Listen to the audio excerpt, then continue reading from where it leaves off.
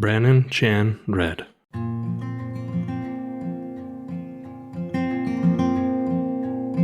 One thing that I remember about Brannan is that when he was born, he had such vibrant colors, and he looked alive.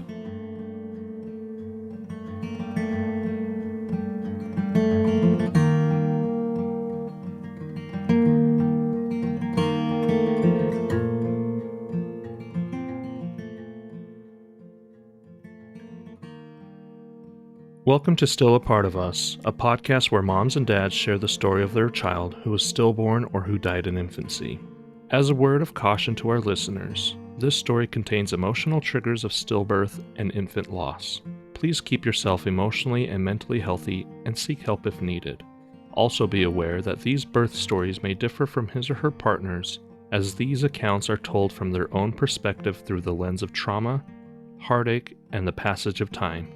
Please respect our moms and dads who are brave and gracious to share their children with us.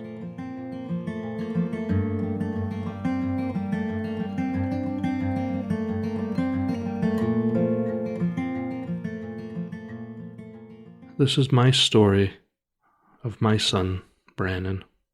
It's been 2 years since he was born. On his first birthday, Winter and I launched this podcast to try to help other parents who have gone through the loss of children and to try to build a community of people who can understand each other and understand the feelings and understand the abandonment that happens and the guilt and the sorrow and all the other feelings. We hope that all who have listened to the podcast have felt our love for our own son and those who have shared their children, the love that they have for their own children. Brannan was born July 23rd, and I remember Winter was quite tired, I remember throughout Winter's pregnancy that she was sometimes tired and that she just needed to take a nap or go to bed early. When Winter was pregnant with our daughter, that wasn't anything new. Winter often got tired, and so that Saturday, Winter was really tired, and she pretty much took a nap the whole day. And, who could blame her? She was 37 weeks and a couple days pregnant, and it was a Saturday. She didn't have to do anything, and so we just let her sleep. And then we woke up on Sunday, and we got ready for church, and we were sitting and listening to the service, and Winter looked over and said that she hadn't felt Brannan move in a while. And she sat and she tried to reposition herself and tried to find any sign of movement from Brannan. And after a while, she said, I'm going to call up to the hospital. We are pretty far along, so maybe we're just getting ready for delivery. So Winter calls, and they said, sometimes when the baby enters the canal to be that they sort of have restricted movement, so they're a little more they're not as active. But come on up, and we'll give an ultrasound, and we'll just check everything out, make sure everything's okay. And Winter told me that, and I was starting to get excited because, maybe Brannan is getting ready to be born.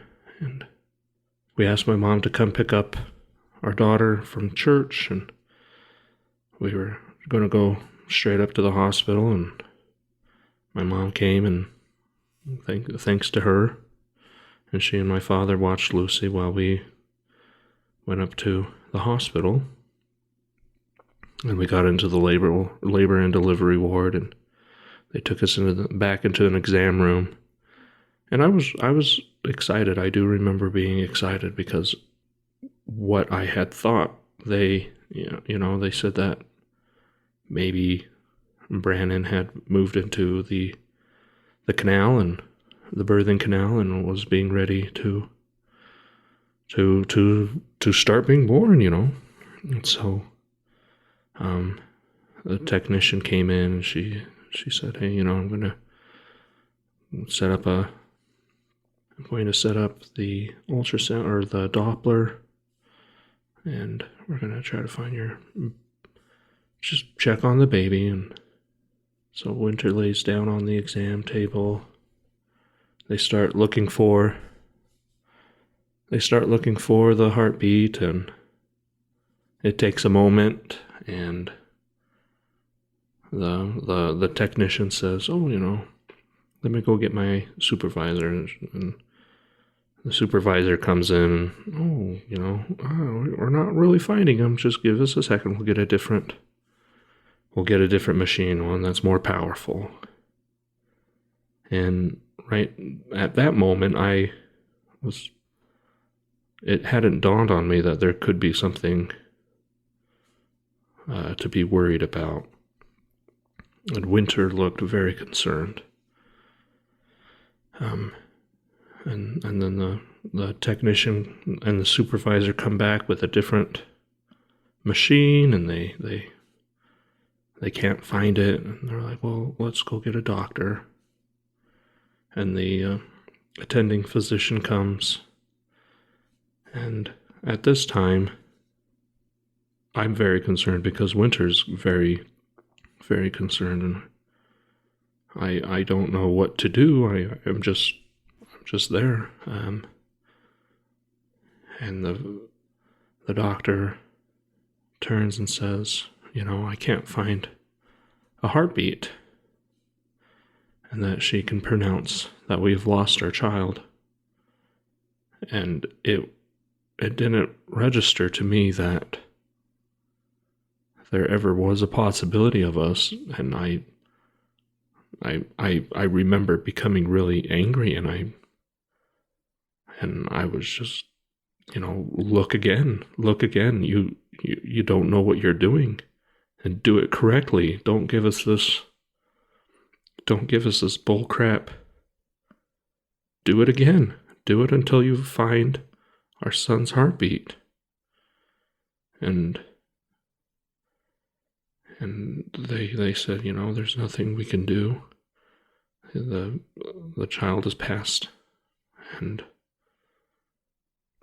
the doctor proclaimed that, it was a stillbirth. And then the doctor tells us the next step is we can induce labor or right now, or we can do it in a later time. We don't have to do it right now, but we should think about it because the baby has deceased and it will start to deteriorate in the womb. And I looked at Winter, and I remember just bawling, and there was nothing that I could do except for cry and sob. And at that moment, everything was lost. And Winter and I went home. We called our families, and we told them that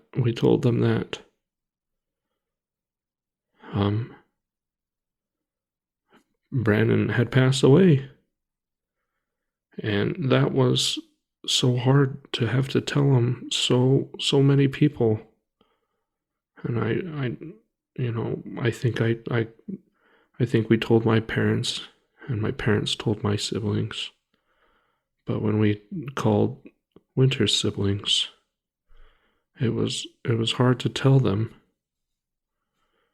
We got home, and we packed a bag, and I don't remember really packing a bag, but I do remember Winter taking photos, and just the misery and the pain and the sadness shown in our faces as we took these last photos. We called a dear friend who was going to take baby photos for us. And she said that she would be up there to take photos, and which was so kind of her.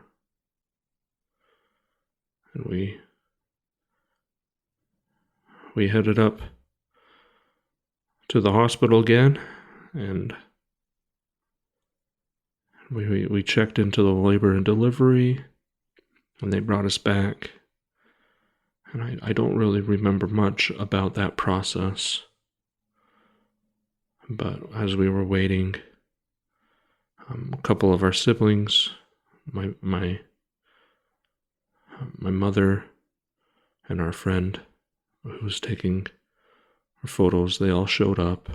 And for a couple of hours, we actually got to have some support. And I just remember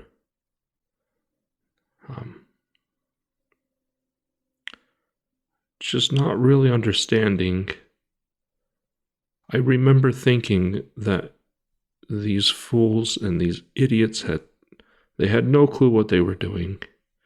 This medical staff were just a bunch of idiots, and there was no way that this is true. And we will give birth, and Brannan will cry, and everything will be okay. And that we will just have a normal child. It became late, and we said goodbye to our friend and family. Winter requested an epidural before she went to bed. We were exhausted, and they started Winter on Pitocin and started the process of labor.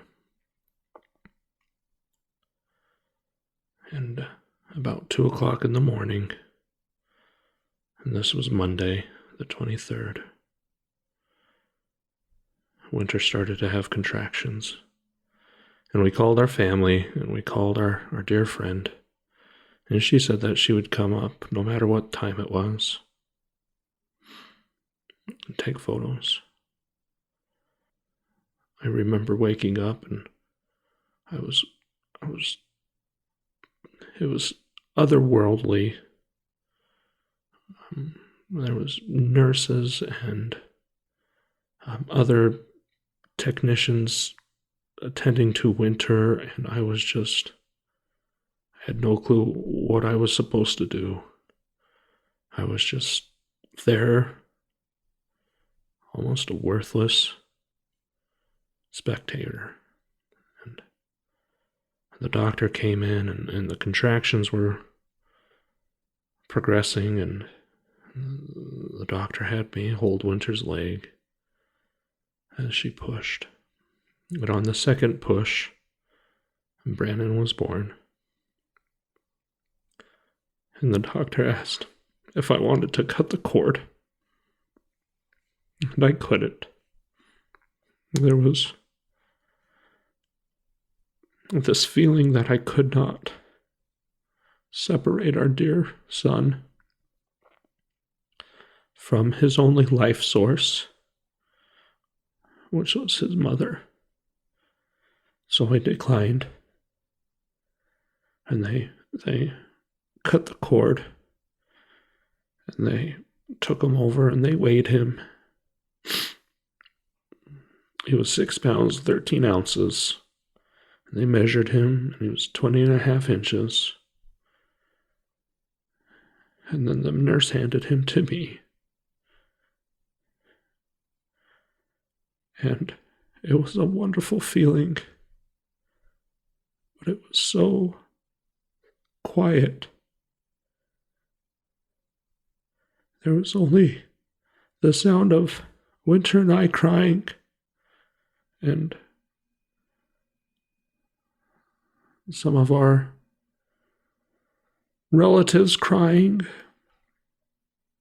And as I held Brannan, I didn't understand that the body had started to deteriorate.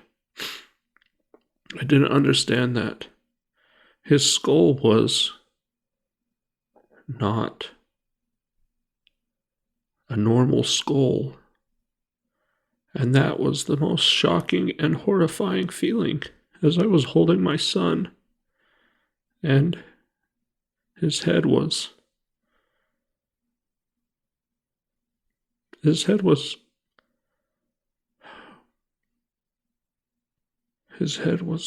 almost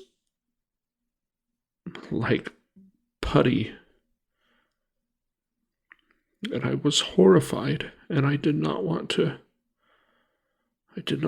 hand my son over to his mother and have her be traumatized by his loose skull. And I found a hat, one of those little baby beanie hats, and I put it on his head so that it sort of gave it structure. And I remember Winter just sobbing. And I remember just the pain in her cries. And at that moment, I knew that our son wasn't going to cry and he wasn't going to wake up, and that he was dead. And at that moment, all my dreams and all my plans and all my futures that we were going to have with our family instantly changed. They died with Brannan, and we had to build a different future. And it was just the most soul-crushing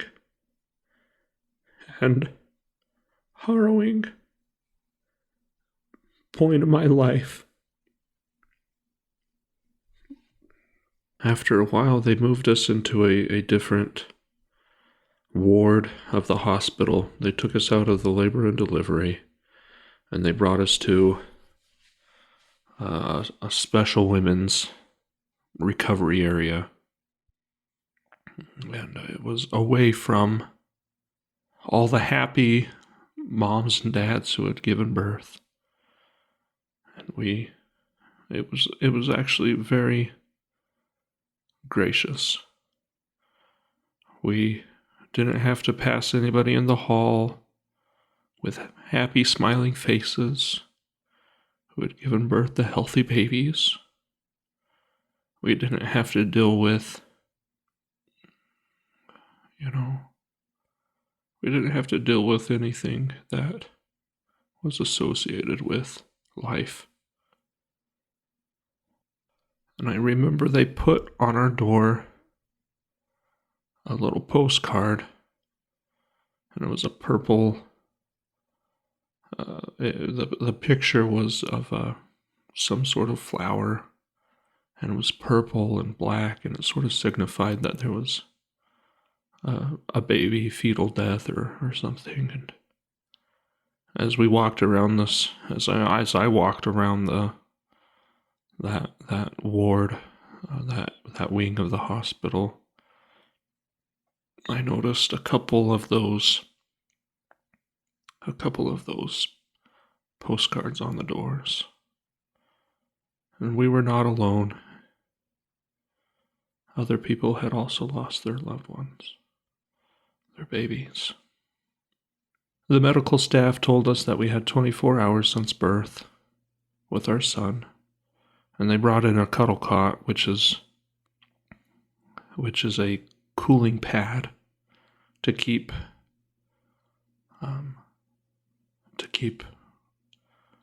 the baby pretty much on ice. It keeps him cold so that the decay of the body is not as rapid.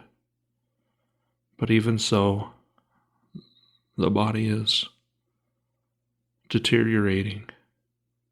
And there was signs of that. Brannan had such beautiful...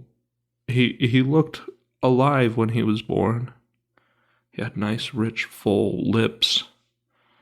His skin pigment looked healthy. He just looked like he was asleep. And then we noticed his skin start to turn gray. The beautiful color of his lips started to go blue. His fingers went white. Little bits of blood and bodily fluids seeped out of his orifices. I remember having to wipe his nose and his lips and his mouth. Little bits of skin, I remember, on his chin. He had like a little sore patch that, as we would hold him and as we were moving him around, the swaddle that we had wrapped around Brannan would rub against his chin, and it opened a sore. His skin would break and start to come away from his body. But we had 24 hours with our son, and we were going to spend every moment we could with him. And we had friends and family come up, and it was dear to us to see people want to hold him. And, I don't really know. I don't really know if people wanted to hold him, but it meant the world to me that people held him. And I remember Winter and I were talking about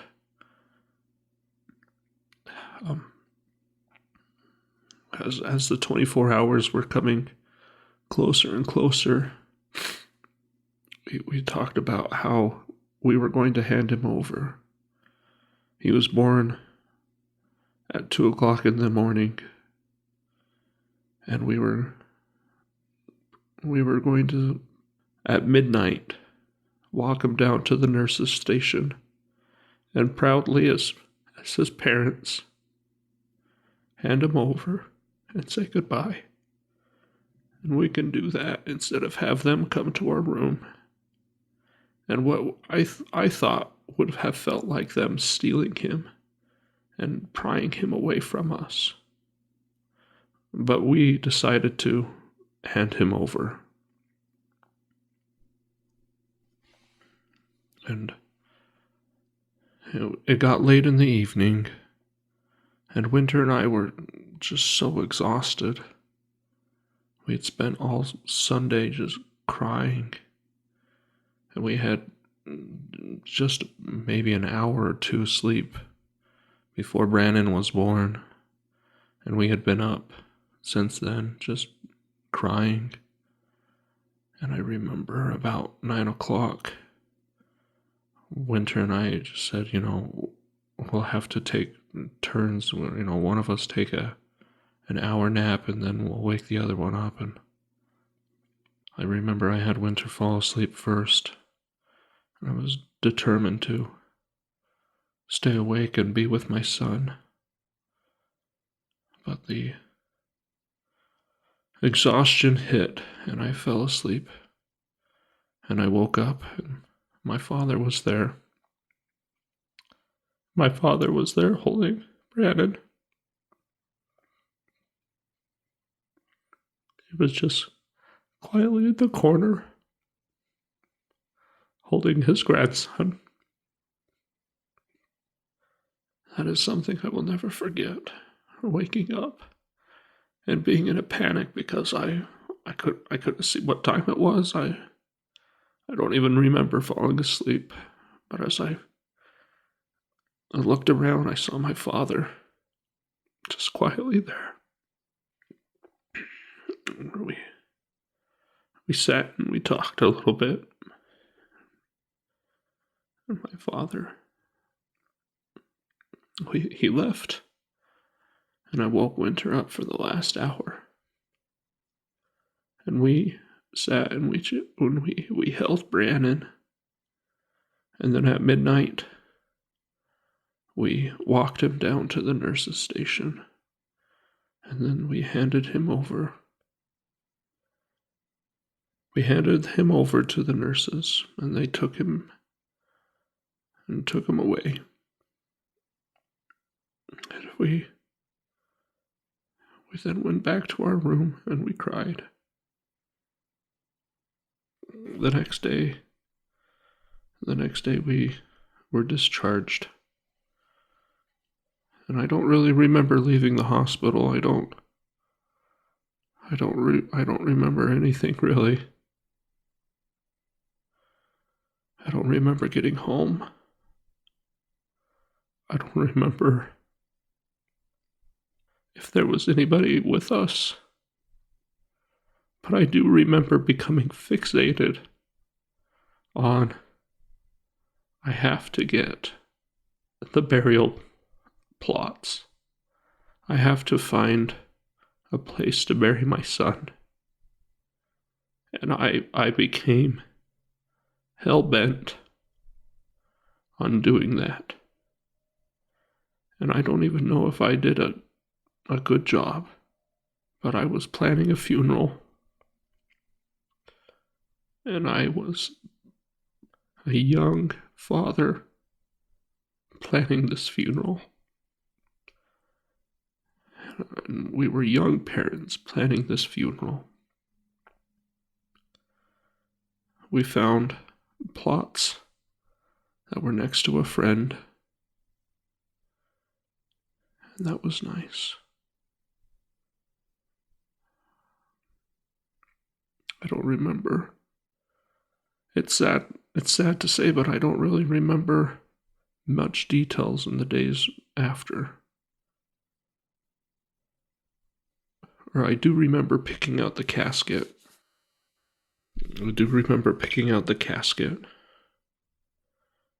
The mortuary had a couple caskets that they used for babies, and they were so small. And I remember looking at them going and thinking to myself, is he really going to fit in this? Is he really going to be able to be buried in this small box? And we buried him on a Thursday.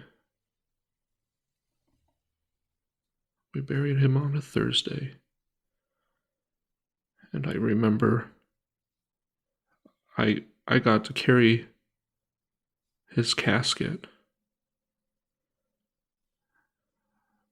and lay it next to his grave. And I was the lone pallbearer. And it rained. It was the middle of summer and it rained. I know I've missed many details and I know I've forgotten much. But there are some things that your brain just can't remember. I hope this story gives justice to my son on his birthday. And every day I miss you. And every day I love you.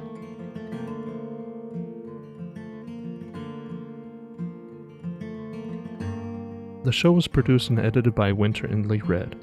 Thanks to Josh Woodward for letting us use his song, She Dreams in Blue. You could find him at joshwoodward.com. Lastly, subscribe to this podcast and share it with a friend that might need it. And tell them to subscribe. Why? Because people need to know that even though our children are no longer with us, they are still a part of us.